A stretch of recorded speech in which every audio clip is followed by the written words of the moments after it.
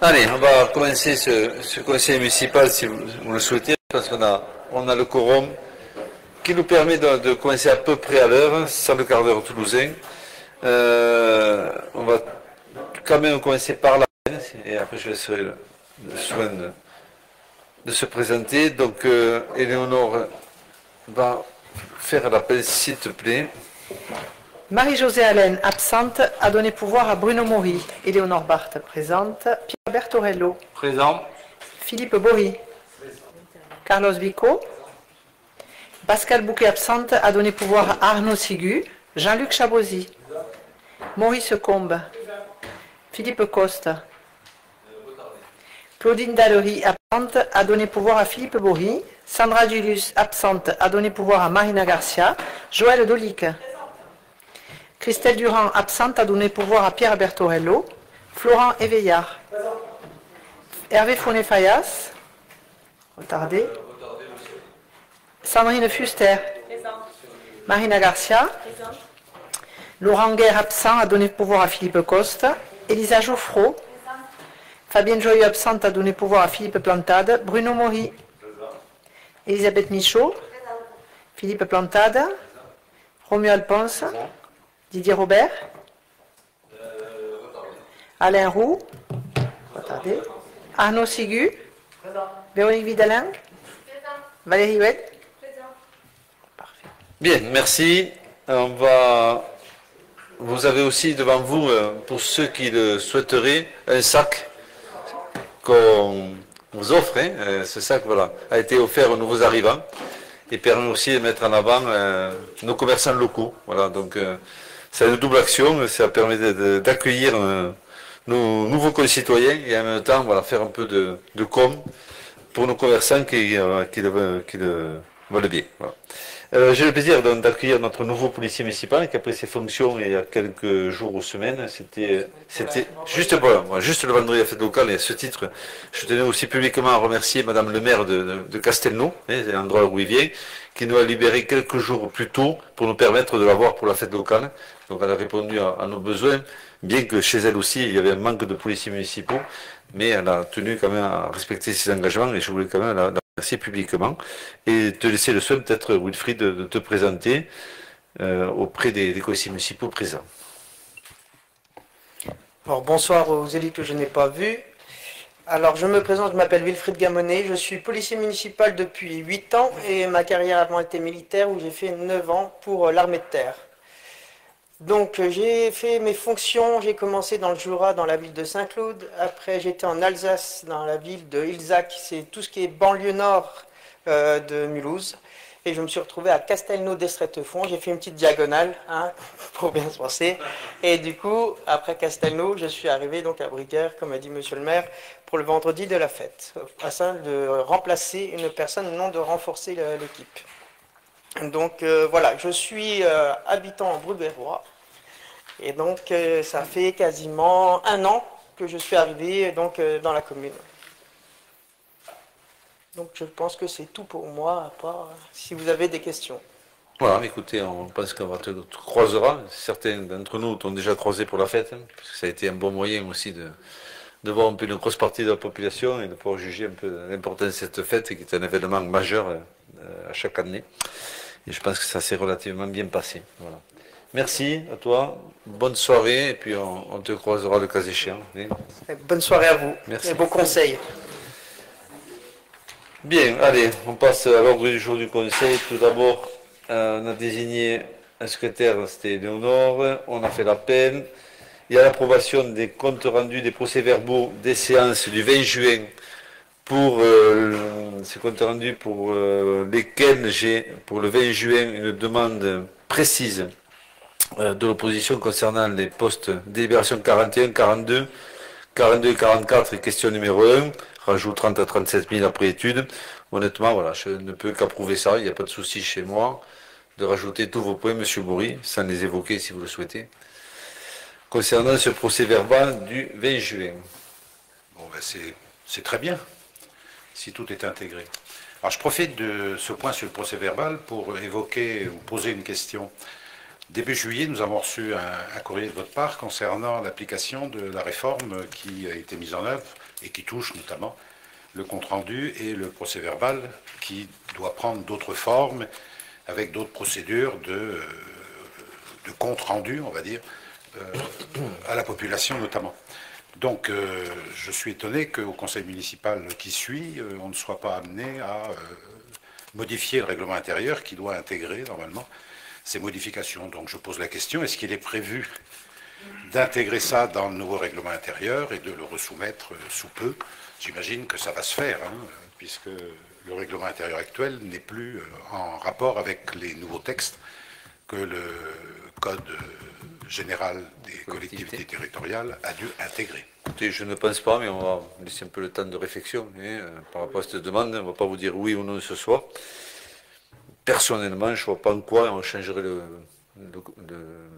Ce qui est écrit dans le règlement intérieur ne correspond pas à ce que les textes et l'ordonnance, ce qui suit le décret fin 2021, précise.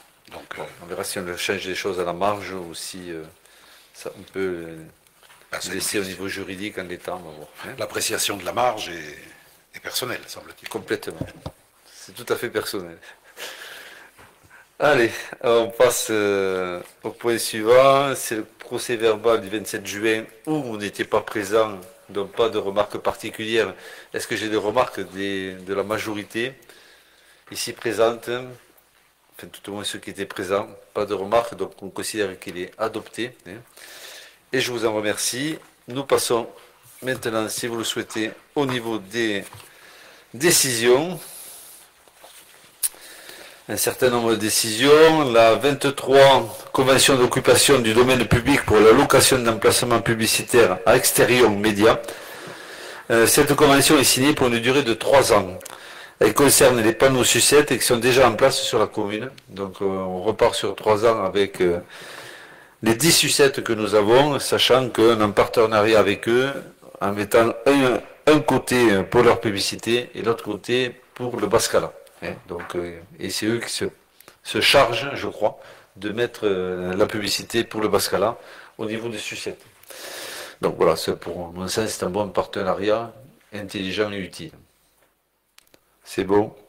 On passe à la 24, c'est la vente de l'ancien cyclorama du Bascala. Le cyclorama est un rideau qui est utilisé en fond de scène. L'existant étant déchiré, le Bascala a dû en racheter un nouveau et mis en vente celui qui était abîmé. L'entreprise qui l'a acheté, Live Solutions, l'a redécoupé, ce qui permet une réutilisation. Prix de vente 400 € hors taxe et 480 € TTC. Et je crois savoir que le nouveau, le neuf qui nous concerne, a été acheté aux alentours de 2971 €. Donc nous, on ne pouvait plus rien faire, mais le fait de le redécouper permet à l'entreprise de réutiliser, et nous, ça nous permet de reprendre une recette de 480 € qui est fort utile dans ces temps-là. Ok, c'est bon, toujours pas de questions. On passe à la 25, convention de mise à disposition d'un terrain extérieur du Boulodrome. Donc c'est côté salle des fêtes, c'est le terrain qui a été refait pour le championnat de France de sport boule ou de tir progressif. Le terrain extérieur du Boulodrome est utilisé pour les associations Bruguière Sport Boule et Bruguière Pétanque, dont les pratiques sont différentes. Il est donc nécessaire de définir les modalités d'utilisation de terrain entre ces deux associations, à savoir priorité à l'association Bruguière Sport Boule pour l'utilisation de ce terrain, la pétanque pour l'utiliser pour les tournois. Partage des frais de remise en état entre la mairie et l'association Bruguière Sport Boule, l'obligation de laisser en l'état ces terrains et interdiction de modifier la physionomie. Voilà, donc ces terrains, oui, monsieur Combe, déjà vous sautez sur le micro. Oui, parce que je suis un peu surpris que ces deux associations soient dans la même salle et qu'on arrive, il n'y a rien de... Alors ce qui a fait ça, c'est que d'une part, on est sur un terrain extérieur dont la ville a mis un budget et dont le sport boule a mis aussi une quote-part. Voilà. Donc sur le sport boule a mis aux alentours de 4 000 € sur fonds propres.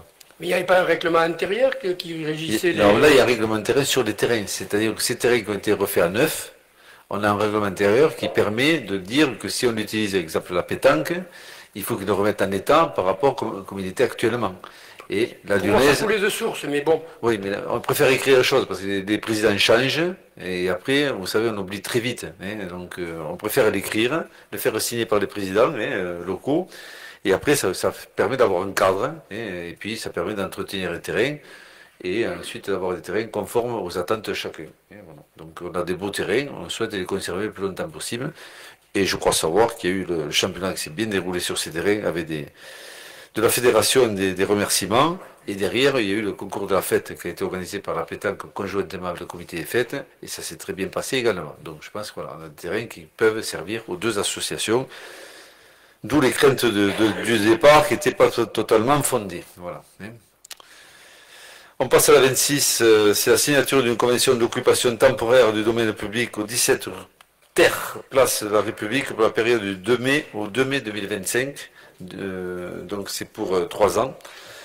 Cette convention doit permettre à Décoffiné d'utiliser le domaine public pour 4 mètres carrés afin d'installer une terrasse. Le montant en loyer annuel c'est 96 €. Voilà, c'est le même prix que pour les autres, mais on n'avait pas de règlement de convention concernant ce magasin. Voilà, donc c'est bien de le faire aujourd'hui et de vous le proposer. Désolée, j'aurais une question, Elisa Jouffreau. Pourquoi ça n'a pas été proposé avant, puisque la convention part du 2 mai 2022 et le courrier est en date du 5 juillet? Il y a un effet rétroactif ou... Oui, c'est-à-dire qu'ils vont payer à l'année 96 €. Donc c'est non, tout. mais j'entends. C'est tout 22. Hein, j'entends. Oui. La convention part du 2 mai, oui. alors que le courrier part du 5 juillet. Et daté du 5 juillet. Parce qu'il y a eu un tarif qui a été proposé, on l'a écrit à Décoffiné, et là on lui dit qu'on a un cadre du 2 mai au 2 mai 2025. On aurait pu le faire de juillet à juillet, mais bon, on va faire payer l'année à 96 €. Après, il n'y a pas Fabienne, elle pourrait peut-être en dire davantage. Mais bon, après, il y a eu aussi le vote des tarifs, donc on était obligé de faire en sorte, et c'est ça peut-être. Alors, c'est pas un courrier, c'est une décision, c'est envoyé à la préfecture. Ah, c'est une décision, pardon. Parce que moi, je ne l'ai pas, non. Ouais. Parce que là, ce ne sont pas des délibérations, ce sont des décisions qui sont déjà prises et actées, mais mon rôle, mon devoir, c'est de vous les informer, de vous les dire aujourd'hui. Voilà. Donc, sur des choses qui sont déjà plus ou moins prises par autorisation quand nous avons été élus. Voilà, c'est un certain nombre de points. Sur la 27, attribution de marché, fourniture de produits d'entretien, d'hygiène et de petits matériels. Donc on va continuer avec l'entreprise Sodiscol, qui a été retenue basée à Saint-Alban et décomposée sur l'O1 chimie générale et matériel associé, l'O2 produits spécifiques et cuisine centrale, l'O3 consommables et matériels associés, l'O4 brosserie et petits matériels, l'O5 protection de la personne, l'O6 chimie norme EN 14476. Alors le montant maximum du marché, tout le confondu, est par an de 57 000 €. Voilà, donc ça nous permet d'arriver jusqu'à 57 000 € de matériel.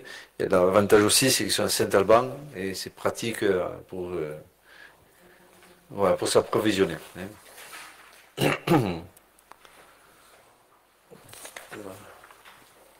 Alors, on va mettre à jour la liste.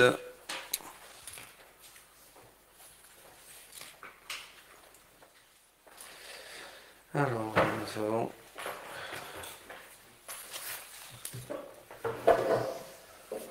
Bien, et ensuite on continue avec la 29, non d'abord la 28, défense des intérêts de la commune de Bruguière dans l'instance intentée devant le tribunal administratif de Toulouse par monsieur et madame Siméon, demandant l'annulation de l'arrêté du permis de construire PC 031 091 21 C 0029 accordé le 9 février 2022. Le permis de construire concerne l'opération située rue de la Briqueterie et qui prévoit la construction de 34 logements. Donc la famille Siméon retire son procès intenté devant le TA. Voilà, il nous demande de l'acter, ce que j'ai fait par décision au mois de juin. Ensuite, le 29, demande de subvention auprès de la CAF pour les travaux de la REA du groupe scolaire actuel. Le projet doit permettre d'agrandir les locaux de la restauration scolaire pour en faire une cuisine centrale qui desservira les deux groupes scolaires et la crèche municipale et transformer des salles de classe en espace à la haie et LCH. Voilà, ça c'est le projet de l'AREA. Coût du projet au stade APD de 792 000, donc c'est en plus du groupe scolaire en construction. Et les subventions sollicitées pour la CAF, c'est 237 000 euros. Voilà, donc solliciter la CAF par décision pour avoir ce montant de subvention que l'on espère à hauteur de 237 000 euros. Ensuite, le 30, attribution de marché, prestation d'assurance, dommages et ouvrages pour les travaux de construction du nouveau groupe solaire. Le Code des assurances prévoit que toute personne qui fait réaliser des travaux de construction par une entreprise doit souscrire une assurance construction dommages et ouvrages, c'est obligatoire. Cette assurance permet en cas de sinistre d'être remboursée rapidement de la totalité des travaux de réparation, des dommages couverts pour la garantie décennale sans attendre qu'intervienne une décision de justice. Voilà, donc ce qui va nous permettre de réparer sans qu'on ait l'action de justice qui peut durer des années, vous voyez, parfois très longtemps. Voilà, c'est une assurance, je dirais, tout risque de réparation, surtout sur un site scolaire. Après avoir sollicité plusieurs devis, c'est l'assurance SMAC, basée à New York, qui est retenue pour un montant total de 36 020 €,69 hors taxe. Voilà, les décisions étant proposées, je vous propose maintenant de passer au niveau du conseil municipal par la première délibération, la 49, que M. Berthoredo va vous soumettre. Merci, monsieur le maire. Alors, avant de commencer, vous avez vraisemblablement une erreur dans la délibération. Les références au Code général de la fonction publique n'étaient pas les bonnes, donc celles que je vais vous donner le sont. Voilà, c'est valable pour la première et la seconde délibération. Donc la première qui est le recrutement, c'est des délibérations qui sont habituelles, puisqu'on les prend tous les ans. Donc la première concerne le recrutement d'agents contractuels sur les emplois non permanents pour faire face à un besoin lié à un accroissement saisonnier d'activité, donc pour l'année 2022-2023.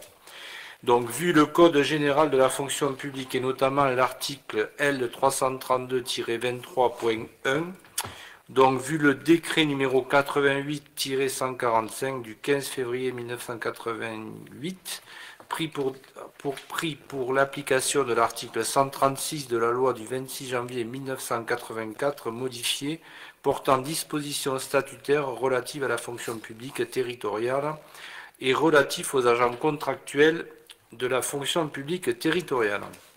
Donc afin d'assurer le fonctionnement de la collectivité, il convient de créer des emplois saisonniers pour l'année 2022-2023. Donc il est proposé de créer les postes suivants. Donc ce sont des valeurs maximum bien entendu. C'est le seul maximum qu'on estime. Donc 30 postes d'agents d'animation sur la base de 35 heures maximum rémunérés sur la grille des adjoints d'animation territoriaux. Donc C1 pour le régime, pour le RIPSET. 10 postes d'adjoints techniques territoriaux, agents techniques ou entretien. 35 heures hebdo également, rémunérés dans la grille des adjoints techniques territoriaux, C1 également. Un poste d'agent administratif, 35 heures hebdomadaires maximum, rémunéré sur la grille des adjoints administratifs territoriaux. Et un poste de rédacteur territorial, 35 heures hebdomadaires maximum, rémunéré sur la grille des rédacteurs territoriaux. Étant précisé que la durée du temps de travail sera annualisée dans la limite de la durée annuelle, et que la rémunération brute sera majorée du régime indemnitaire tenant compte des fonctions, des suggestions, de l'expertise et de l'engagement professionnel, dont le RIFSEP que nous avons voté il y a quelques temps, suivant la classification des fonctions établie par la délibération, donc numéro 2020-14-12-74 en date du 14 décembre 2020. Voilà pour cette délibération. Je ne sais pas si vous avez des commentaires. Autrement, je passe à l'autre, on pourra les prendre en deux. Oui, peut-être prendre. Si vous êtes d'accord, on peut les regrouper et on pourra les dissocier au moment du vote. Si, voilà, deuxième délibération, elle concerne l'école de musique et le recrutement annuel de 2 assistants territoriaux d'enseignement artistique non titulaires. Donc ce sont les mêmes références du Code général de la fonction publique et des décrets. Donc, considérant que les emplois de chaque collectivité sont créés par l'organisme délibérant de la collectivité et qu'il lui appartient de fixer l'effectif des emplois nécessaires au bon fonctionnement des services, donc il convient de recruter 2 assistants territoriaux d'enseignement artistique spécialisés non titulaires à temps non complet, donc toujours pareil pour assurer les cours de batterie et de trompette au sein de l'école de musique pour l'année scolaire 22-23. Donc, il est ainsi proposé de créer un poste d'assistant territorial d'enseignement artistique ATEA à 3/20e pour le cours de trompette. Et en ce qui concerne le cours de batterie, donc un poste d'assistant territorial d'enseignement artistique ATEA à 4,5/20e pour les cours de batterie. Donc la rémunération sera fixée en fonction de l'échelle du grade ATEA sur présentation des états des heures détaillées et au regard de l'expérience professionnelle présentée. Donc toujours pareil, on prend des non titulaires pour s'adapter au nombre de personnes qui sont inscrites à l'école de musique. Que je n'ai pas d'ailleurs. Oui. Enfin, Oui, pardon, Monsieur Combe. Oui. On a changé au niveau de 3/20e, là, c'était l'année dernière, c'était pareil, la dernière fois. Et Pardon là, 3/20e, ça représente quoi au niveau des heures? Bonne question, Camille. On est à combien là? Et 4,5/20e, ça représente quoi? Parce que on a moins d'élèves ou quoi pour, Non. Non. C'est comme l'année dernière? Ouais, on a 180 inscrits cette année comme l'année dernière. Donc, Ouais. on ne connaît pas. Donc, Je n'ai pas regardé les chiffres. On pourra nous dire les chiffres que ça représente, les heures? Bien sûr, pas de Merci. problème. On les donnera. Pierre, combien de... là. Et le contrat, du coup, c'est un contrat annuel, en fait, qui est établi? Oui. Ouais. Ouais, c'est un contrat annuel.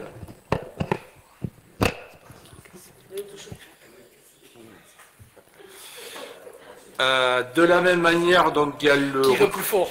Tire plus fort. De la même manière, on a un recrutement pour le jury de l'école de musique. Donc, considérant que l'école de musique municipale de musique organise des examens chaque année afin d'évaluer le niveau des élèves, considérant la nécessité de recruter des jurys d'examen pour ces évaluations et donc de prévoir une indemnisation, il est proposé de fixer la rémunération des jurys au montant horaire de 24 € brut pour une enveloppe globale de 50 heures en 2023, comprenant les heures d'examen oral ainsi que le temps nécessaire pour arrêter les notes et délibérer. Voilà pour celle-là. Et on a une dernière... Sur l'école de musique, je voudrais poser Oui. une question, puisqu'on parle là de 2 instruments. J'aurais souhaité avoir un bilan des inscriptions et de la fréquentation là pour cette année en cours au niveau de l'école de musique. Est-ce que ce sera possible Oui, de on n'a pas disposer les de cette chiffres information, définitifs. soit au prochain conseil, soit Oui, en bien amont? sûr.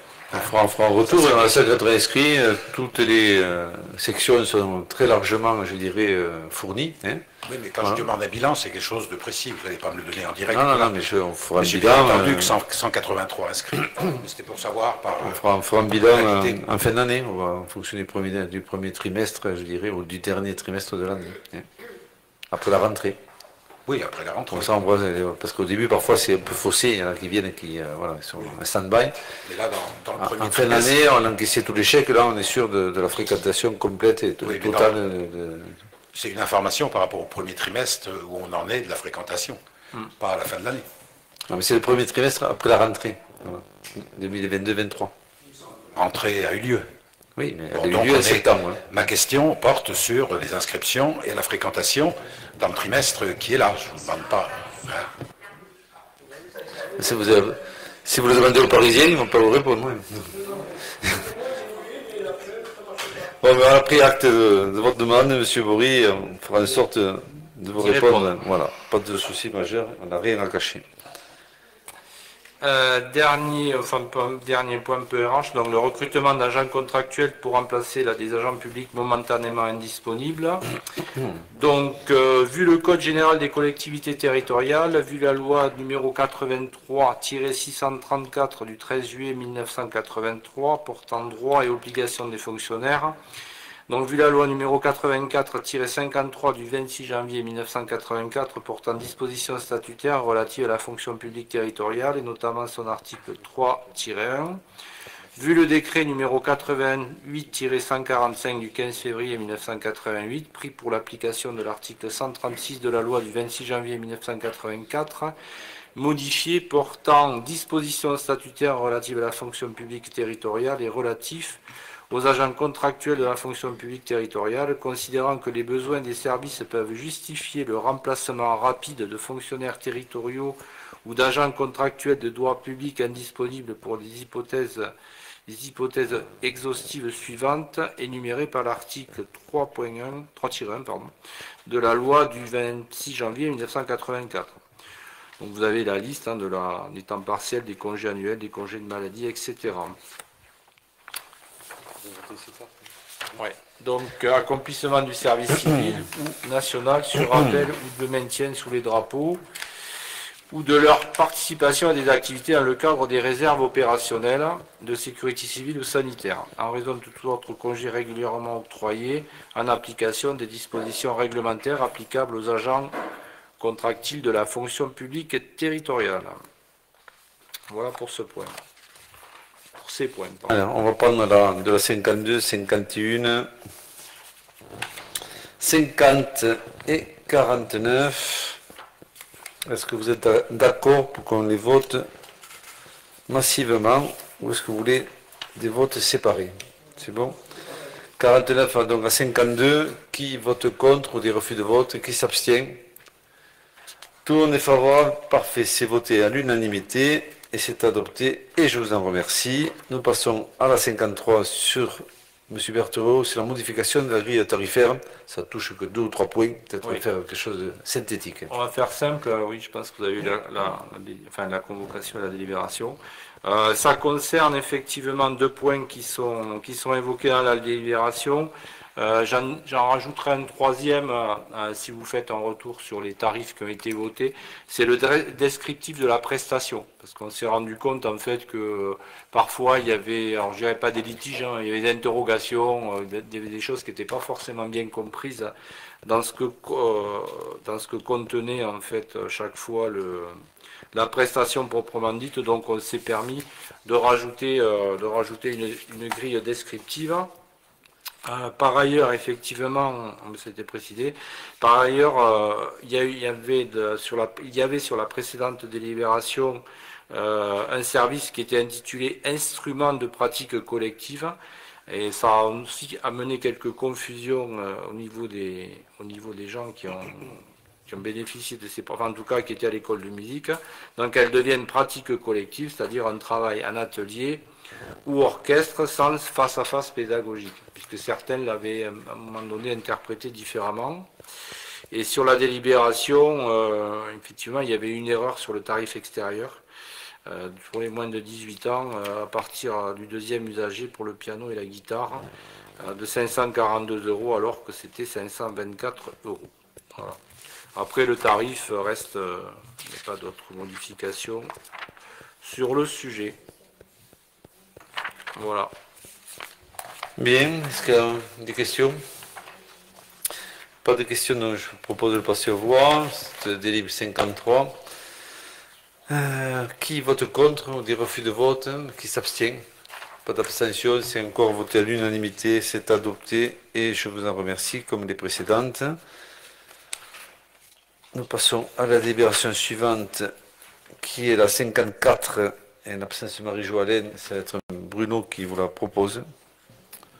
Alors, la tarification pour deuxième partie de la programmation culturelle pour la saison 2022-2023 du Bascala. Vu le Code général des collectivités territoriales, vu la délibération 2022-21-03-24, en date du 21 mars 2022, qui arrête la première partie de la programmation du Bascala pour la saison 2022-2023. Pour cette deuxième partie de saison, afin de séduire le public le plus large possible, le Bascala propose la programmation suivante. 9 octobre, les Wild Kids. 13 novembre, Musicolos. 22 novembre, le Mambo Fantôme. 4 décembre, le Casse-Noisette. 10 décembre, l'Orchestre National du Capitole. Le 4 février, la soirée années 80. Le 12 février, la compagnie Les Hommes Sensibles. Le 12 mars, la compagnie Sans Gravité Brouillon. Le 18 mars, le ballet Célébration. Le 25 mars, la soirée Carnaval, avec une soirée brésilienne. Le 1er avril, Juventude. Le 15 avril, Coldplay. C'est pas le groupe, hein, c'est un tribute. C'est un tribute. Voilà. Le 13 mai, le bal de la Libération. Et le 14 mai, H2O. Voilà, donc afin de favoriser l'accès au plus grand nombre, il est proposé la politique tarifaire suivante. Pour les spectacles, le tarif A, avec un tarif plein à 28 €, un tarif réduit à 24 €, il y a un tarif bon plan de 10 à 24 €. Ensuite, il y a un tarif B, avec un tarif plein à 22 €, un tarif réduit à 18 €, un tarif bon plan de 10 à 18 €. Et ensuite, pour les spectacles, tarif soirée, tarif plein 10 €, tarif réduit 8 €. Et pour les spectacles, tarif famille, un tarif unique à 5 €. Le tarif réduit concerne les personnes de moins de 18 ans, les étudiants, les demandeurs d'emploi, les titulaires de la carte privilège, les comités d'entreprise, les groupes à partir de 10 personnes et les partenaires. Le tarif bon plan permettra de proposer un tarif plus avantageux, notamment pour les spectacles dont le taux de remplissage est faible. Il est donc proposé au conseil municipal de valider la programmation pour la saison 2022-2023, telle que présentée ci-dessus, et d'autoriser monsieur le maire à prendre des décisions pour fixer le tarif bon plan lorsqu'il sera utilisé. Bien, c'est un tarif accessible, je trouve, c'est bien. Oui. Avec une programmation variée, parce qu'il y a du théâtre, il y a du concert. Tarif à 5 € pour les familles, voilà, on est une qualité de spectacle et un prix quand même qui reste accessible. Voilà, même si parfois c'est cher, 28 €, mais bon, on a quand même des spectacles de grande qualité. Est-ce qu'il y a des questions? Écoutez, s'il n'y a pas de questions, on va la passer aux voix. Donc, qui vote contre ou des refus de vote? Des abstentions, il n'y en a toujours pas. Donc, c'est voté à l'unanimité et c'est approuvé. On passe aux autres, à 55, un peu de SDEG. C'est pour ça qu'il y a Philippe. Voilà, allez Philippe. J'attendais que tu le dises. Oui, je vous rappelle que nous avons jusqu'en 2025 donc, pour rénover tous les quartiers ou toutes les résidences qui sont encore avec des boules. Donc le SDEG a travaillé sur déjà la deuxième tranche, alors que la première tranche n'est pas encore en travaux, par manque de matériel, comme dans beaucoup dans beaucoup de branches.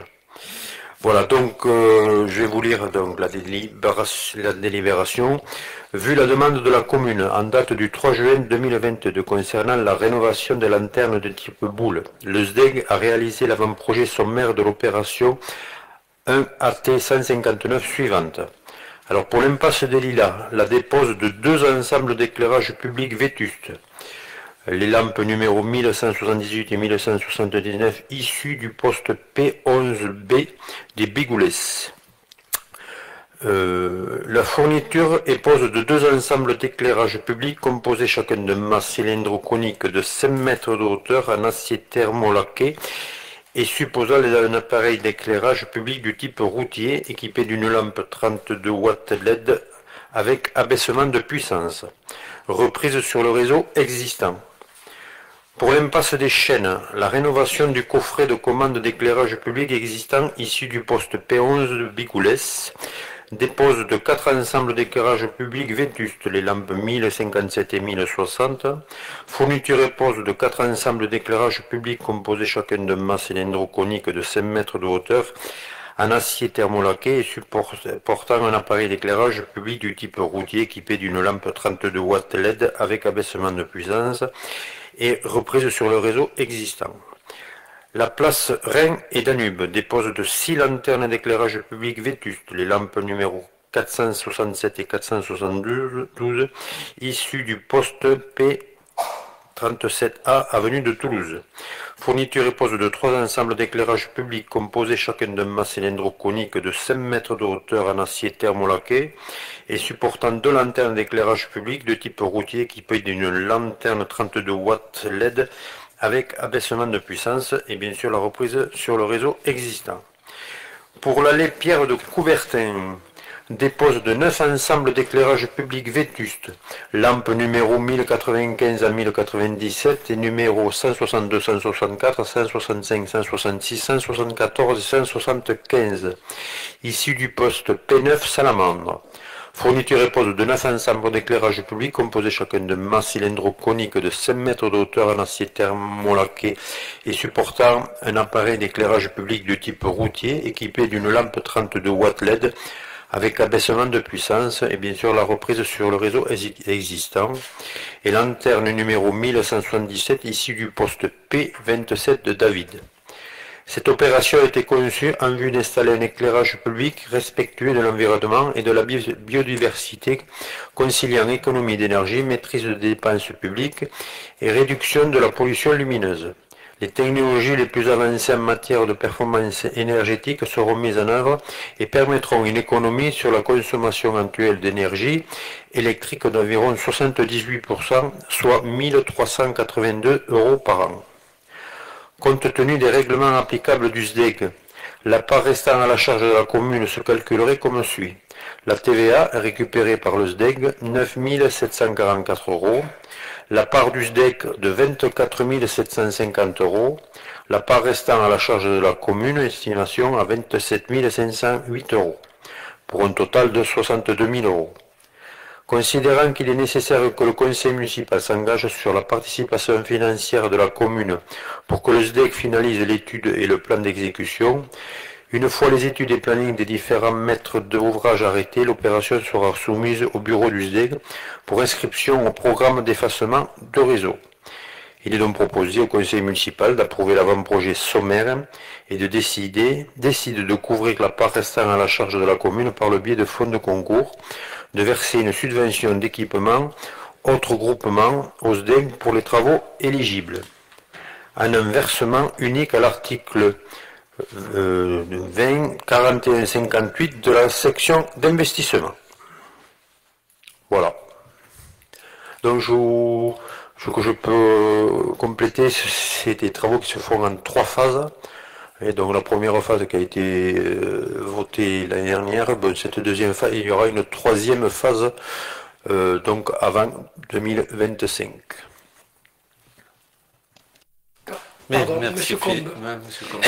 Quand vous mettez Pierre de Coubertin, l'allée Pierre de Coubertin, c'est le stade, c'est pas l'allée. C'est le stade, puisque l'allée a été faite. Parce que sur le plan, on dirait bien que c'est... D'accord. Ok.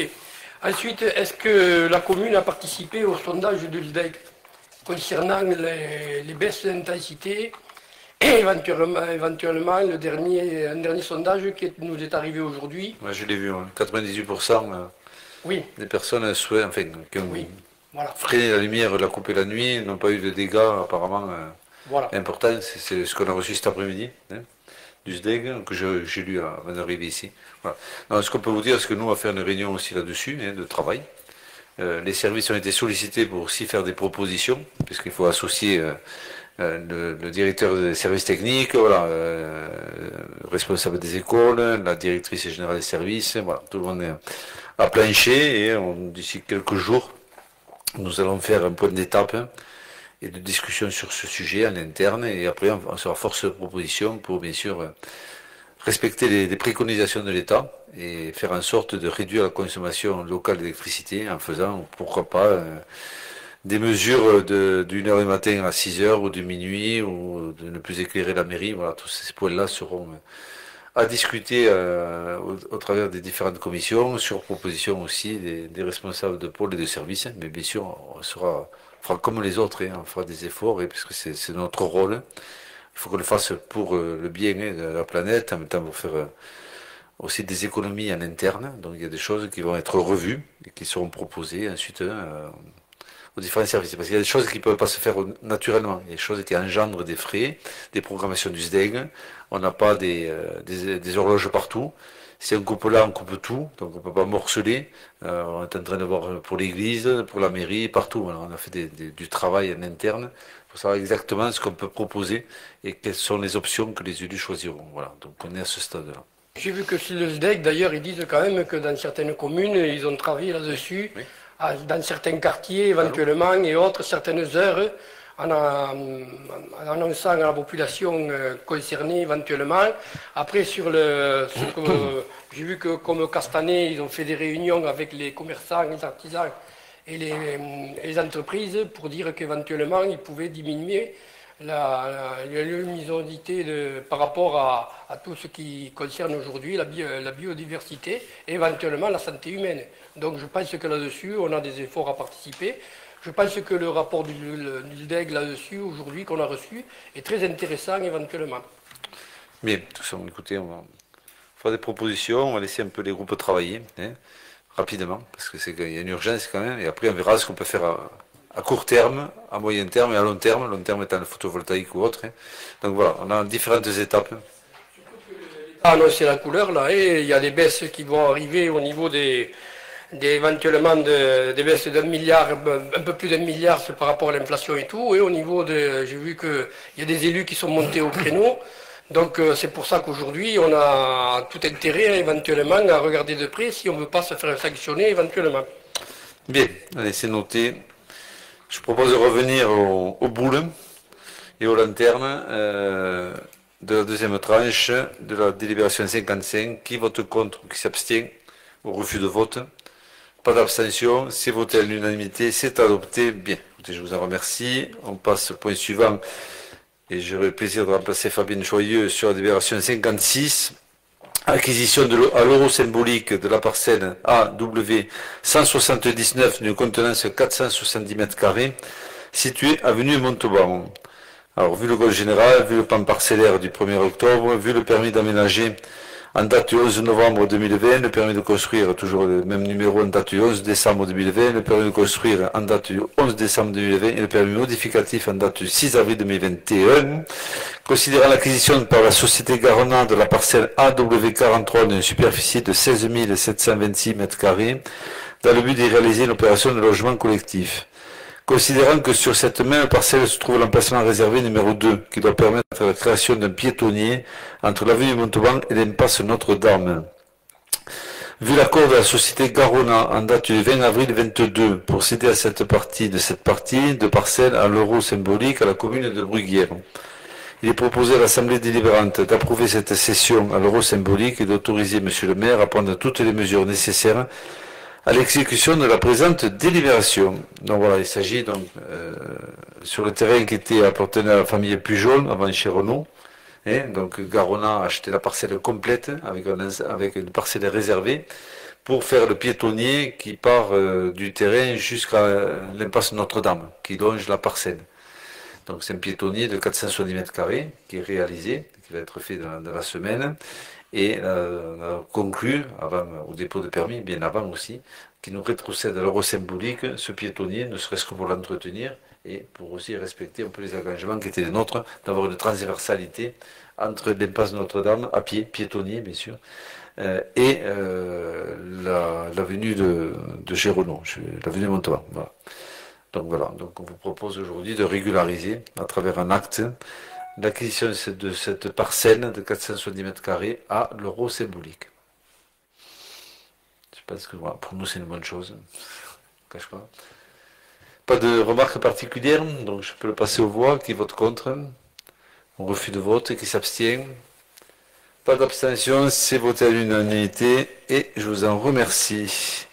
On passe au point suivant, la convention de mise à disposition gracieuse entre l'EPFL de Toulouse Métropole et la commune de Bruguière des deux terrains situés lieu-dit La Mouline à Bruguière. Donc il s'agit des terrains qu'on avait achetés par l'intermédiaire de l'EPFL, bon, l'emportage, on n'a pas acheté, mais l'emportage de fonds. Et apparemment on demanderait une autorisation de pouvoir entretenir ces terrains, surtout à la demande de certains riverains qui sont mitoyens, qui trouvent que l'herbe est un peu trop haute et qu'il y a peut-être du danger à habiter à côté. Alors, vu le Code général des collectivités territoriales, vu le courrier de la commune en date du 27 mars 2020, demandant le PFN d'acquérir les parcelles cadastrées, section AH numéro 2 et numéro 25 de superficie de 27 043 m² et 2884 m² situées à La Mouline. Vu le projet de convention de la mise à disposition gracieuse entre l'établissement public foncier local, le PFL de Toulouse Métropole, et la commune de Bruguière joint à la présente délibération. Considérant que l'acquisition est intervenue le 3 juin 2021, donc par le PFL, considérant la nécessité d'entretenir ces terrains situés à proximité des habitations qui pourraient être gênés par le développement d'une végétation importante, propice au développement de nuisibles, et de départ d'incendie. La commune a sollicité la mise à disposition de ces terrains à l'EPFL pour pouvoir les entretenir. Il va proposer à l'Assemblée délibérante de conclure une convention de mise à disposition avec le PFL pour que les services municipaux puissent intervenir, c'est sur 2 parcelles, et que la commune prenne en charge les frais d'entretien. Voilà. Donc on avait le choix. On demandait le PFL de le faire. Bien sûr, ils allaient facturer à l'issue du portage ou avant ou pendant des frais d'entretien. Nous a paru plus opportun et moins coûteux de le faire en interne, surtout qu'on va faire que la bande près des riverains. Je ne pense pas qu'on fasse les 3 hectares 3 fois par an. Mais on va entretenir la bande un peu comme on fait à la Barthe, par rapport au passage, par rapport au terrain du conseil départemental. On entretient la bande qui permet d'avoir aussi, je dirais, moins de nuisibles et moins de soucis par rapport à toutes les personnes qui habitent à côté. Voilà. Donc, et puis bon, les incendies aussi, il faut faire attention aussi de ne pas avoir ce genre d'incident sur la commune de Bruguière. Est-ce que c'est bon? On peut le passer au vote. Donc qui vote contre ou des refus de vote, des abstentions, pas d'abstention, c'est voté à l'unanimité et c'est adopté et je vous en remercie une nouvelle fois. Je continue à remplacer Madame Joyeux. Renouvellement de la convention entre la mairie et la société Ivory concernant l'occupation du terrain 1558, section C, situé 8 impasse Pierre de Coubertin. Alors, vu le code général et vu la demande de la société Ivory de renouveler la convention en cours autorisant l'occupation du terrain 1558, section C, situé 8 impasse Pierre de Coubertin, dont il s'agit de l'antenne que nous avons au niveau du complexe sportif. Et voilà, Ivory, c'est ceux qui ont en charge et qui ont installé l'antenne. Vu la nécessité de maintenir et de développer les infrastructures numériques pour permettre une couverture de territoire. Vu le projet de convention joint à la présente délibération, il est rappelé que le 1er juillet 1999, la commune a signé une convention avec SFR, puis un avenant le 30 août 2012, concernant le terrain précité et qui est utilisé par l'entreprise comme un site d'émission-réception. Le 30 novembre 2018, SFR a transféré son parc d'infrastructures passives d'antennes du réseau mobile national et des titres immobiliers, baux et conventions d'occupation attachées à la société Ivory. Cette dernière a pour activité le déploiement, l'exploitation et la commercialisation d'infrastructures passives de réseaux de télécommunications.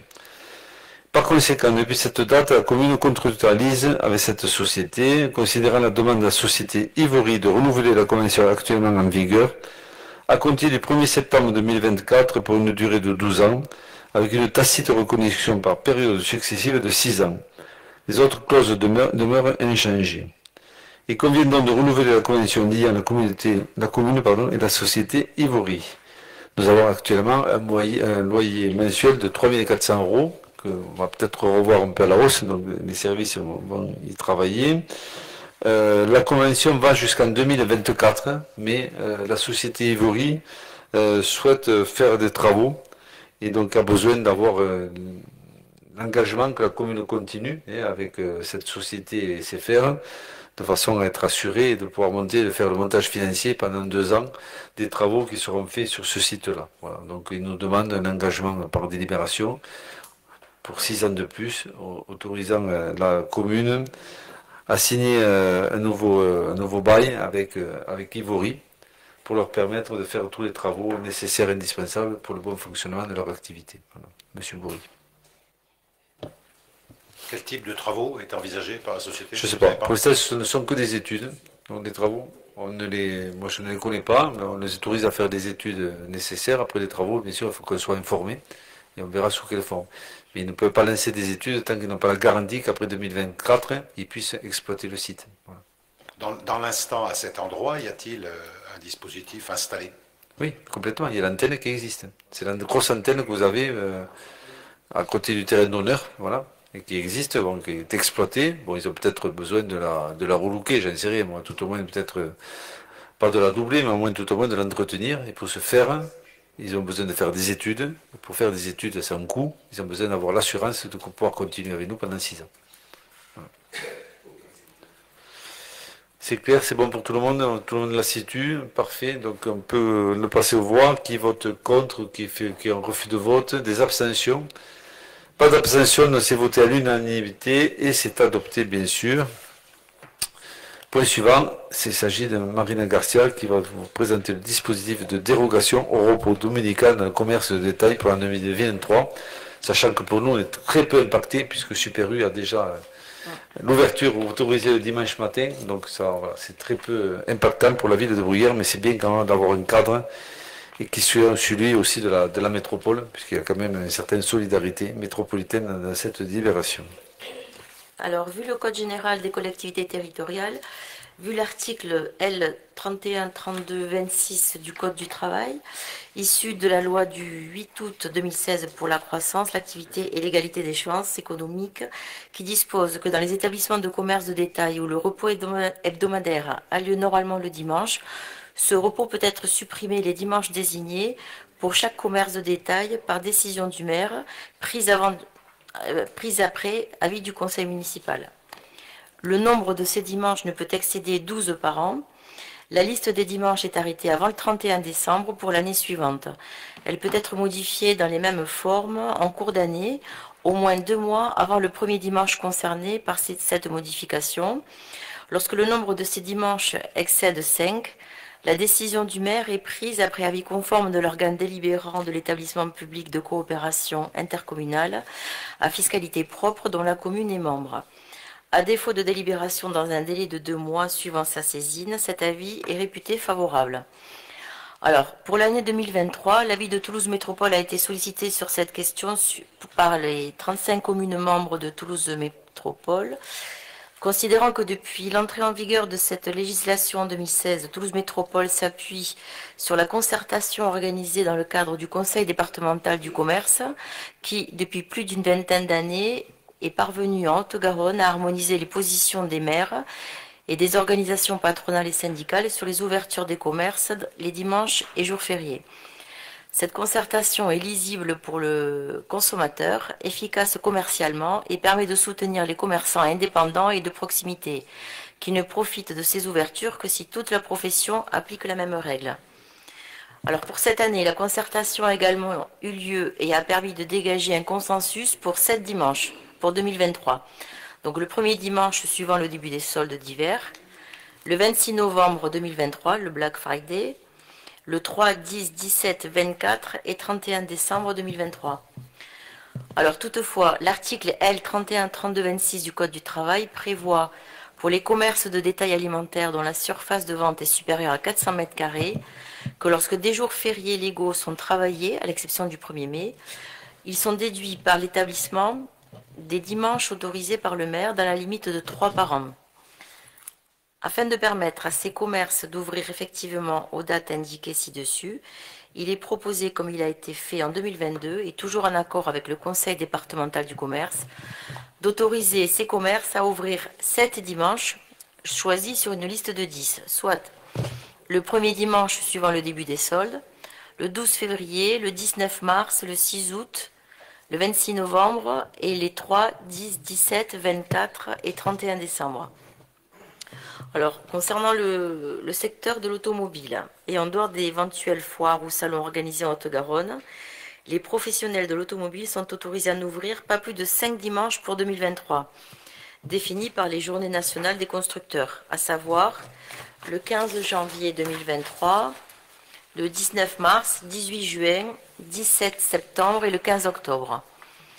Concernant le secteur de l'ameublement, et en dehors des éventuelles foires ou salons organisés en Haute-Garonne, les professionnels du secteur s'engagent à n'ouvrir pas plus de 7 dimanches pour 2023, à savoir le premier dimanche suivant le début des soldes d'hiver, le 19 novembre, le 26 novembre, le 3 décembre, le 10 décembre, le 17 décembre et le 24 décembre. Donc, il est proposé au conseil municipal d'approuver les jours d'ouverture dominicale suivants. Donc, pour l'ensemble des commerces de détail, les dimanches suivants, donc premier dimanche suivant les soldes d'hiver, le 26 novembre, c'est le Black Friday, le 3, 10, 17, 24 et 31 décembre 2023. Pour les commerces de détail alimentaire dont la surface de vente est supérieure à 400 mètres, seront autorisés les 7 dimanches parmi les 10 dimanches suivants. Premier dimanche suivant le début des soldes d'hiver, 12 février, 19 mars, 6 août, 26 novembre, 3, 10, 17, 24 et 31 décembre. Pour le secteur automobile, en dehors d'éventuelles foires, etc., seront fixés donc les jours suivants, les 15 janvier, 19 mars, 18 juin, 17 septembre, 15 octobre. Pour les professionnels du secteur de l'ameublement et en dehors des éventuelles foires, donc il y aura 7 dimanches, le premier dimanche suivant le début des soldes, le 19 novembre, 26 novembre, 3 décembre, 10 décembre, 17 décembre, 24 décembre. Donc d'autoriser Monsieur le maire à prendre toutes les mesures nécessaires à l'exécution de la présente délibération.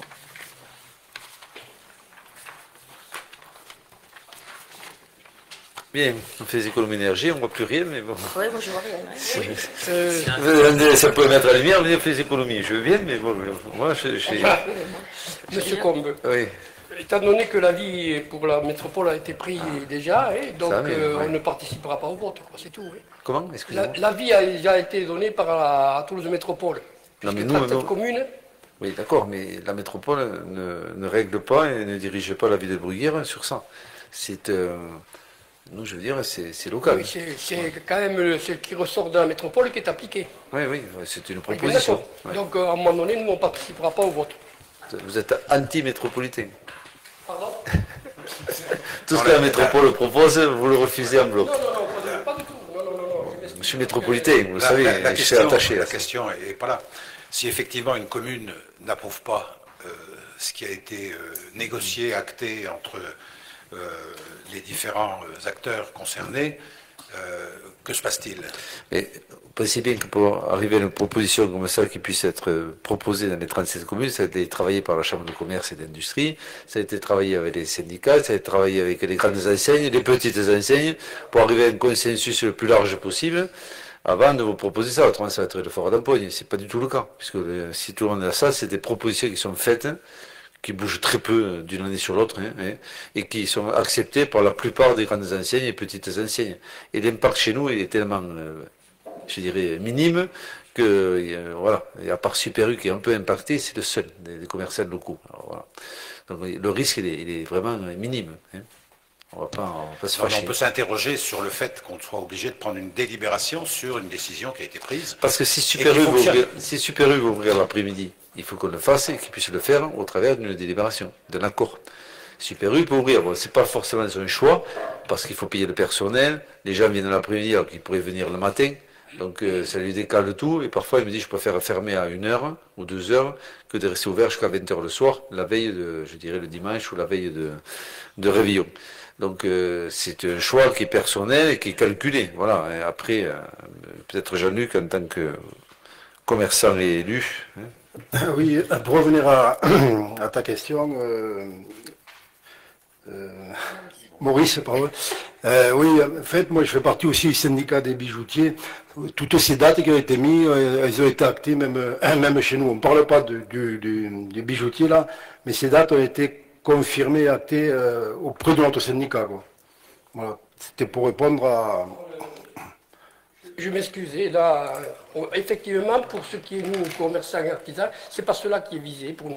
Parce que syndicalement, il faut savoir que le syndicat CGT sur le département s'est toujours opposé par rapport aux grandes surfaces d'ouvrir le dimanche, parce qu'on trouve que c'est aujourd'hui c'est pas normal, parce que on va aller, plus ça va aller, plus on ouvrira comme certains commerces 24 heures sur 24, pourquoi pas, et sous prétexte qu'on peut recevoir par Internet et compagnie. Donc à un moment donné, moi je n'empêche pas, et je vois très bien qu'on peut, un petit commerçant, on n'empêche pas les petits commerçants de travailler, c'est pas ça qu'on veut.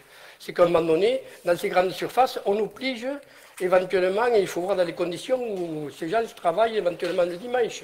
Ils travaillent comme un jour normal. Donc je m'excuse, mais voilà, la position pour moi elle est comme ça. Allez, on a compris votre position. On a une un peu différente, heureusement, pour notre commerce. On va le passer aux voix. Mais je vous dis tout à fait mon avis. Complètement. Chacun le sien. Complètement. Pas de souci, monsieur Commun. Allez, on peut le passer aux voix. Qui vote contre? Qui s'abstient? vous participez au vote. On a 3 élus, pardon. 4, avec 4 personnes qui participent pas au vote. Et le restant, nous votons cette délibération. Donc, elle est approuvée. Bien, on passe aux questions, je dirais, qui sont celles de votre groupe. Crédit dévolu à l'école pour les sorties et les classes de découverte. Interpellé par des parents d'élèves fréquentant l'école élémentaire publique de Bruguière sur la réduction des crédits dévolus aux sorties et séjours en classe transplantées, nous souhaitons savoir ce qui est exactement des crédits alloués, et notamment pour le transport collectif. Les dépenses figurant au compte administratif 2019 s'élèvent à 26 678 €. En 2020, celles-ci ont été fortement diminuées, s'élevant à 4 142, ce qui est tout à fait compréhensible avec la crise du Covid-19. De même, en 2021, le CA indique une somme de 9 560 €, montant plus important mais très inférieur en 2019, en regard à l'impact des restrictions de déplacement encore en vigueur en 2021. Votre question, qu'en est-il pour le budget 2022? Le document diffusé par le conseil municipal de mars 2022 ne présente pas le détail dans ses annexes A1, ce qui ne permet pas de connaître les crédits alloués. La version complète et définitive du BP 2022 a été demandée le 28 septembre. Notre réponse collégiale. Permettez-nous tout d'abord de vous faire part de notre étonnement. Nous n'arrivons pas à comprendre ce que vous avez pu trouver dans ces chiffres. Voilà, on a cherché, mais honnêtement, on n'a pas les mêmes chiffres, ou tout au moins pas la même façon de les trouver. Au compte administratif, la somme allouée à la mairie au transport collectif dans le cadre des activités scolaires maternelles et élémentaires s'élève à 24 255 €. En 2022, après la période de Covid, nous avons prévu au budget 14 000 €. L'utilisation de cet argent se fait en lien avec les projets des instituteurs dans la limite du plafond, c'est-à-dire c'est eux qui en font la demande, sachant qu'il faut respecter bien sûr le cadre légal et financier. Quant à la dernière partie de la question, notre DGS va déjà répondu par mail. Le BP ne souffre d'aucune modification après son vote, dont il n'existe pas de version définitive en septembre. Donc moi je le détaille. 2019, 19 200, CA 24 255, en 20 le BP 10 600, pour un CA en 2020 de 5 389 €, le BP 2021 fait 12 000 €, un CA pour 10 679 €, et le BP 2022 s'élève à 14 000 €. Voilà, donc ça a été apparemment communiqué par mail. Alors je ne sais pas si on a eu des problèmes de communication, mais ces chiffres-là vous ont été communiqués, messieurs, dames. Les chiffres n'ont pas été communiqués. Nous avons eu un entretien téléphonique. Dans l'instant, les chiffres n'ont pas été communiqués. Nous, les chiffres qu'on est allé rechercher, ce sont des chiffres qui sont à l'article 6247 des transports collectifs. Alors, est-ce que c'est sur cet article que sont consommés les crédits pour les déplacements concernant l'école ou pas? Puisque le budget primitif d'une part et le compte administratif, sources sur lesquelles on a retrouvé ces données, sont effectivement les données qui sont indiquées sur les documents. On va regarder si c'est pas un budget commun.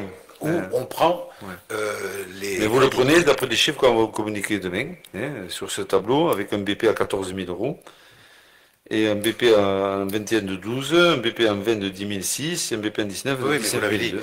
Ça, si ça nous est envoyé, c'est bien. Moi, ce qui m'intéresse, c'est pour l'année 2022, quels sont les crédits? Est-ce qu'ils vont retrouver... Parce que la question des parents, c'était de se dire, est-ce qu'on va retrouver le même montant que ce qui existait avant la crise du Covid, de manière à permettre la possibilité, au regard des concertations qu'ils ont pu avoir avec les enseignants, ou avec certains enseignants qui s'inquiétaient sur leur capacité à organiser des séjours en classe transplantée de même durée, parce qu'il ne semblait pas y avoir des crédits. Maintenant, si vous nous dites, que les crédits sont là et que les enfants pourront bénéficier du même type d'organisation de séjour et de déplacement qu'en 2019 au moins, bon, ben, c'est ça qu'il faut afficher en termes d'éléments pour rassurer les parents qui nous ont contactés s'inquiétant de la situation suite à des réunions avec les enseignants.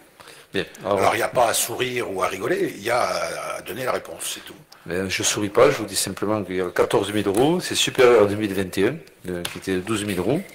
Et ce budget est alloué aux écoles, aux instituteurs qui feront la demande au travers de leur budget respectif en accord avec les deux écoles. Voilà. Il n'y a pas de souci majeur dessus. On vous communiquera les documents dès demain à l'issue de ce conseil municipal. Numéro 2, il y a 6 questions puisque vous êtes 3 conseillers municipaux. Scolarisation des enfants dans les écoles privées. La commune et ses services ont-ils connaissance du nombre d'enfants scolarisés dans des établissements privés sous contrat? Et dans ce cas, merci de nous communiquer leur nombre maternel et élémentaire, ainsi que le coût pour la commune si notre budget contribue au financement de la scolarité des enfants dont les parents ont fait le choix de l'enseignement privé sous contrat, notamment à Saint-Jury ou à Saint-Sauveur. Mais non, je suis surpris aussi. Par définition, l'enseignement est libre, est à la libre appréciation des parents et la mairie n'intervient pas. Je ne sais pas, quand vous étiez en place, M. Bourri, vous saviez le nombre d'enfants qui étaient dans le privé? Oui. Oui. Mais bon, je vous pose la question par rapport à... Non, mais vous saviez que les mairies n'intervenaient pas. Les mairies peuvent avoir des informations sur... Sauf à Saint-Jury, je crois qu'il y a un accord... sur la situation. Saint-Jury, je crois que c'est différent, parce qu'au collège... Oui, mais vous n'êtes pas sans ignorer qu'il y a une participation qui est demandée aux communes, dans la mesure où celles-ci n'ont pas la capacité à accueillir les enfants dans les temps périscolaires, notamment, et qu'à partir de là, il est nécessaire que la commune contribue. Alors ça s'applique pour le public comme pour le privé, et ça a été étendu au privé récemment, y compris à l'école maternelle. Bon. Donc, le but de ma question, c'est de savoir si vous aviez connaissance d'un certain nombre d'éléments de cette nature sur la commune de Bruguière. Vous me dites que vous n'avez pas connaissance. Voilà la réponse à ma question. Je ne sais même pas si on connaît exactement le nombre d'enfants qui sont scolarisés à Saint-Sauveur ou à Saint-Jury. Moi, perso, je n'ai pas le chiffre. Donc, on verra avec les élus de secteur. Mais ceci étant, voilà, c'est non, on n'a pas de participation financière. Hein. La seule participation qu'on peut avoir, c'est sur des enfants, donc des spécialités, parfois médicales ou autres, qui sont dans des centres ou dans des écoles, style Fonds Romeu ou autre. Là, il y a une quote-part financière qui est demandée. Et nous, c'est arrivé plusieurs fois d'avoir 800 ou 1000 euros à donner par an par scolarité d'enfants qui sont dans des centres, je dirais, dont on ne peut pas accueillir ces enfants-là. Donc là, il y a des conventions qui se font, en accord bien sûr avec l'inspectrice. Mais voilà, sur l'enseignement privé, je vous rassure, il n'y a pas de versement municipal. Transport des lycéens vers le lycée Toulouse-Lautrec, c'est un sujet bien sûr qui nous passionne en ce moment. À l'issue du conseil municipal du 20 juin, vous nous aviez assuré que tout était prévu pour un service de transport des lycéens convenable pour se rendre au lycée Toulouse-Lautrec et rester aux parents d'inscrire leurs enfants en toute responsabilité. Vous disiez, nous, il s'avère que de nombreuses réactions de parents d'élèves, c'est vrai, ont vu le jour sur les réseaux sociaux locaux pour faire part de dysfonctionnements notoires et d'insatisfaction, je le partage. Quel était exactement et quel est le résultat de l'enquête que vous avez lancée auprès des personnes concernées pour intervenir auprès des responsables des transports afin d'améliorer réellement leur efficacité et leur qualité? Alors nous avons alerté le président de Tissot Collectivité, M. Jean-Michel Latte, qui est un collègue à moi. Par SMS, 2 courriers et plusieurs mails ont été adressés très rapidement, avec qui le dialogue est constant, réactif et de qualité. Une vingtaine d'essais se sont manifestés pour notre enquête. Il y a eu un recueil qui a été mis à l'accueil. Donc les gens pouvaient très rapidement s'inscrire, écrire, faire toutes les doléances qui étaient les leurs. Et je vous avoue que j'ai partagé un grand nombre de demandes. Pour l'instant, nous avons obtenu d'avancer un bus de 10 minutes le soir permettant aux élèves terminant les cours à 17h30 d'arriver plus tôt, moyennant une rupture de charge à la vache. Nous restons mobilisés sur ce sujet. Encore vendredi dernier, nous avons eu des échanges pour exiger le retour d'un bus direct à 17h45 au départ du lycée Toulouse-Lautrec. Nous avons également rencontré nos élus départementaux pour étudier la faisabilité d'une rouverture de la campagne d'inscription au LIO 351, parce qu'il y avait eu quand même... Au départ, on avait jusqu'au 31 juillet pour s'inscrire au LIO. Je pense que certains parents n'avaient pas compris qu'on pouvait s'inscrire. Ils préféraient Tissot avec le bus à 10 euros pour aussi pouvoir y aller le week-end. Enfin, c'était pour eux quelque chose de plus facile, mais on pouvait très bien s'inscrire au LIO et en même temps prendre une carte à 10 euros au Tissot. Voilà, donc on pouvait avoir les deux transports qui étaient complémentaires et qui pouvaient très bien se chevaucher. Je pense qu'il y a eu des choses qui ont peut-être mal été comprises, ou tout au moins mal expliquées au niveau des parents des élèves. Donc on a demandé aux conseillers départementaux de rouvrir une étude et une gratuité. Je ne suis pas sûr que ça se fasse, mais enfin on l'a demandé, pour l'IO pour au moins le début de l'année 2023. Donc on est en attente de la réponse. Dès le mois de juin, et puis par plusieurs publications Facebook sur notre site internet, nous avons incité les lycéens à choisir le LIO 351 direct, dont les horaires n'ont pas été changés. Force est de constater que nous sommes malheureusement été un peu écoutés par ces derniers. La seule chose pour en terminer, c'est que nous avons un mail aujourd'hui de M. Latte, qui est vraiment très rassurant et dont je ferai connaissance dans les jours qui viennent, parce que ce ne sont que des préconisations pour ces services, mais nous avons des avancées très fortes et très intéressantes. Voilà. On passe au point suivant, qui est Parce que sur le 351, comme on avait parlé, oui. Dans la première semaine, moi, il m'est arrivé qu'il a fallu que je me transporte au lycée à Fronton, parce que ma fille, on l'a refusée dans le bus, pour la bonne raison, c'est que le bus était plein. Donc ils l'ont laissé carrément avec sa copine sur le bord de l'école. Il y a le bus donc, plein. Il y a aussi sur Gratentour aujourd'hui au collège, où des retards en pagaille au niveau des bus, et effectivement ils arrivent et les gosses se font punir à l'école. Là, on est sur le transport départemental. Voilà. Oui, je sais, mais quand on vit tout ça éventuellement, c'est vrai que... Nous, on a alerté nos conseillers départementaux sur les manquements. Alors, ils ont des problèmes d'effectifs. Oui, mais... c'est un problème de chauffeur. Vous avez vu, monsieur le maire, combien aujourd'hui travaillent dans ces conditions les chauffeurs aussi. Oui. Parce qu'on découvre là aussi qu'effectivement, c'est un temps le matin et un temps l'après-midi, oui, 700 € par mois. Ouais. Donc effectivement, ils font quoi après? Ils ont appelé des retraités. Voilà. Donc des gens, effectivement, on ne trouve plus personne pour le faire. C'est pas étonnant quand on voit des situations pareilles. Secteur départemental, on a sollicité, je veux dire, nos élus, je pense que Gratentour a fait pareil, Fenouillet a également fait une action. Sur Gagnac, il y a eu une avancée, puisqu'il y a eu un bus supplémentaire, une rotation qui a été affectée, mais il y avait Fenouillet derrière, donc peut-être qu'il y a un flux plus important. Jean-Michel Latte m'a écrit tout à l'heure, a bien pris en compte nos demandes. TCO, à la réunion à laquelle j'ai participé avec Philippe Coste et un peu Carlos Bicot, ils ont entendu que le maire de Bruguière n'était pas très satisfait et Philippe a remis une couche. Ils ont dit, je sais, on a des courriers de monsieur le maire. Voilà, je pense que les services sont en alerte. Moi, j'ai vu monsieur Rabinovitch qui part à TCO, il est parti en début de semaine. Je l'ai alerté sur notre mécontentement, puisque il me dit je prends acte, j'ai pas encore recommencé. Voilà, je pense que, vous savez, quand on n'est pas trop content, on sait le dire et on sait faire pression auprès des gens qui partagent notre quotidien. Voilà. On vous tiendra informé dès qu'on aura des infos, je dirais, complémentaires. Il n'y a pas de souci. Mais on est tous dans la même, je dirais, demande, je dirais pas galère, mais dans la même demande, et on est tous solidaires, j'espère, autour de cette table pour entendre que nos lycéens et collégiens doivent rentrer plus tôt, partir plus tard, et avoir une vie meilleure, parce qu'elle est franchement pour eux très compliquée. Voilà, je suis grand-père, vous le savez parfaitement, et on est très soucieux d'améliorer leur quotidien. Voilà. Circulation de la ville. Un comptage du nombre de véhicules empruntant les axes principaux de notre ville a été récemment réalisé. La carte. Il y a la carte, excusez-moi. J'ai sauté. Alors, nous, la 4, j'ai une nouvelle organisation des transports publics par bus, c'est ça. Concernant les transports publics pour tous, la nouvelle organisation, je croyais qu'il n'y avait qu'une question sur les bus, pardon. Des transports constituent-elles un réel progrès avec le bus 69 qui propose un circuit plus long en temps et en distance pour se rendre à la station de la Vache via Gratentour, ou un circuit vers le 10, certes plus court, en distance parcourue, mais sans correspondance certaine à Saint-Aban, et donc plus long en temps d'une part, avec le bus 33 qui ne circule plus que le dimanche d'autre part. Quel bilan après un mois de pratique avec cette nouvelle organisation des transports par bus? Notre réponse plus synthétique, TCO a présenté un premier bilan en commission métropolitaine vendredi dernier, faisant état d'un succès de la mise en place du Lino 10. Bon, ça, c'est leur point de vue. Nous sommes plus dubitatifs pour le cas de Bruguière, car plusieurs usagers nous ont informé que lorsqu'ils arrivaient à l'arrêt centre commercial Saint-Aban, pour prendre le Lino 10, ce dernier était en train de partir, les obligeant à attendre le prochain. Nous avons signalé ce dysfonctionnement à TCO et nous espérons qu'ils pourront faire rapidement ces légers ajustements d'horaire. Voilà, donc on a été conscient, monsieur Com, oui. 1 heure pour aller à la Vache. Ouais. 2 ou 3 personnes que j'ai vues, c'est ça aujourd'hui.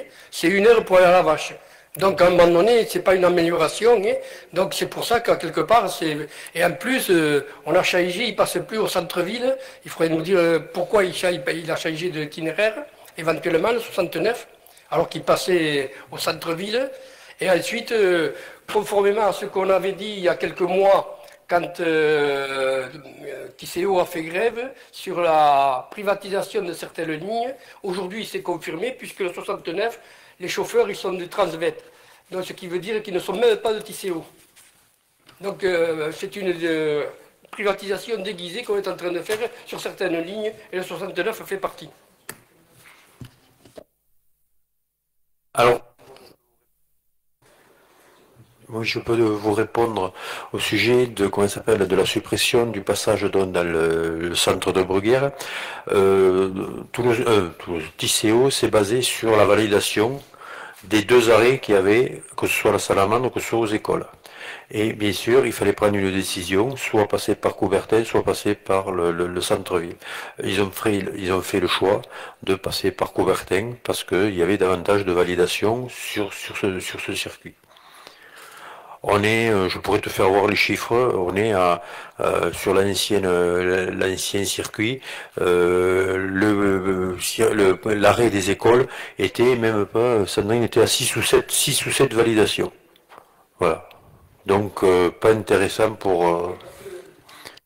La bonne raison, c'est que les gens, quand ils voient les difficultés, ils essayent de s'arranger pour éviter de passer 1 heure dans les transports, parce que quand on arrive à la Vache, c'est quand même uniquement le métro que l'on va prendre, et quand on a fait déjà 1 heure, il reste encore la traversée éventuellement de Toulouse. Alors il y en a certains qui vont soit à la gare, mais pour aller à la gare aujourd'hui à Saint-Jury, tu le sais comme moi, il faut aujourd'hui, c'est arriver avant 7 heures, autrement il n'y a plus de place pour se garer, et c'est quand même regrettable qu'on n'arrive pas à avoir un parking par rapport à ce qui se passe aujourd'hui. Tout ce que tu dis... Il faut faire un parking, oui. Maurice, tout ce que tu dis, oui. on en est conscient. Voilà. Il y en a d'autres qui s'en vont directement maintenant à Fenouillet, se garer sur le parking à Fenouillet pour prendre éventuellement le lignon 10, éventuellement. Sauf que là, on ne peut pas les comptabiliser ici parce qu'ils s'arrangent, les gars. À un moment donné, il faut pas passer à Paris. On ne va pas parler de Saint-Jury parce qu'il y a un silo, un parking qui est prévu et payé par la métropole prochainement. Alors, on aura sans doute le parking avec la peau. On aura peut-être le parking. Non, mais le bune aussi. On aura le parking avec le bune aussi.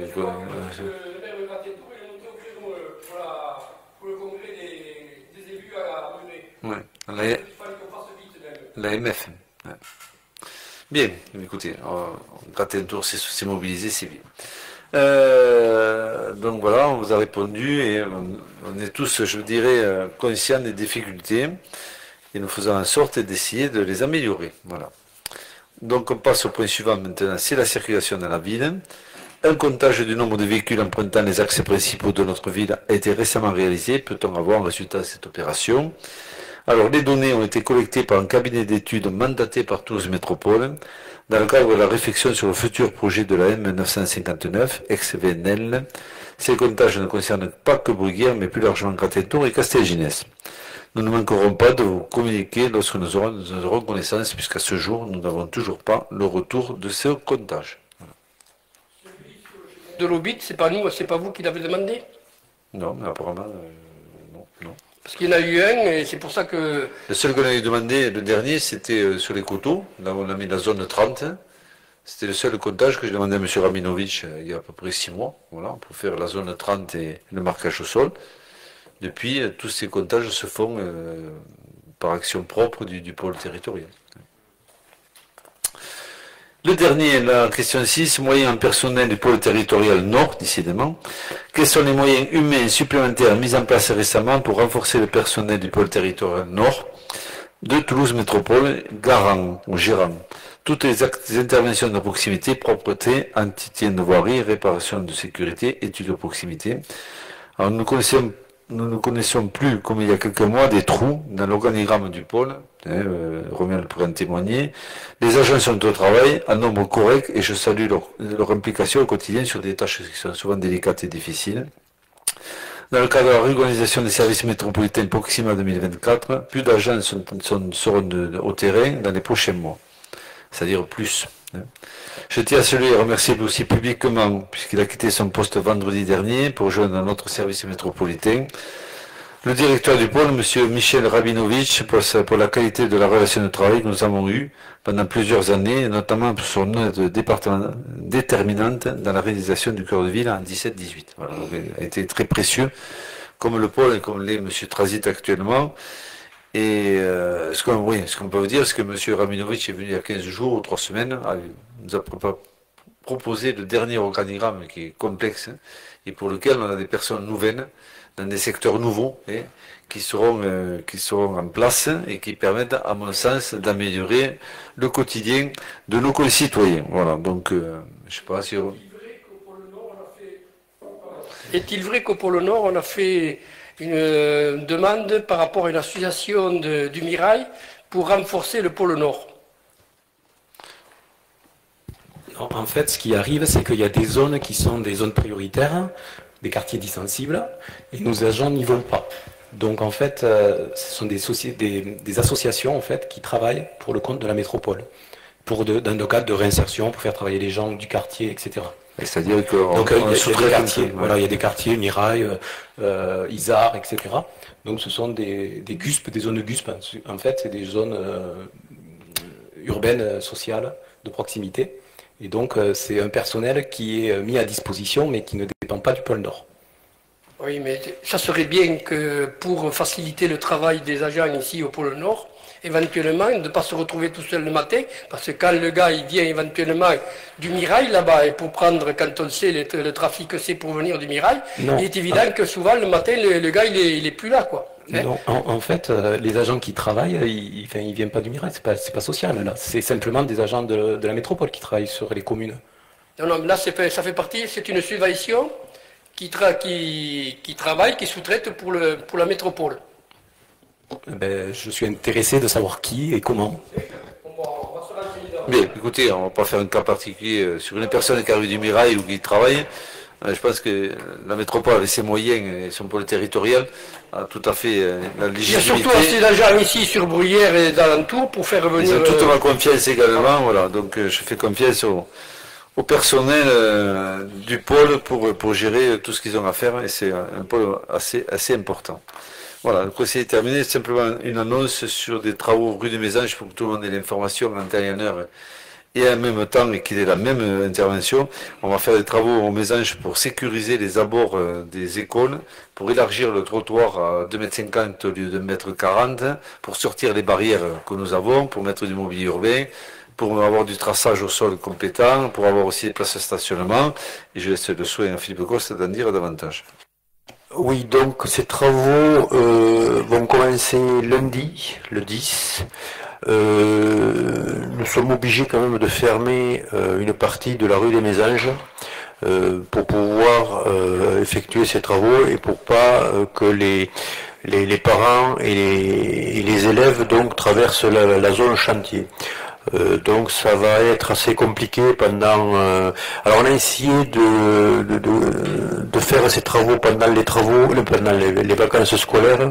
L'entreprise n'avait pas assez de temps pour tout faire. Donc on a préféré anticiper un petit peu.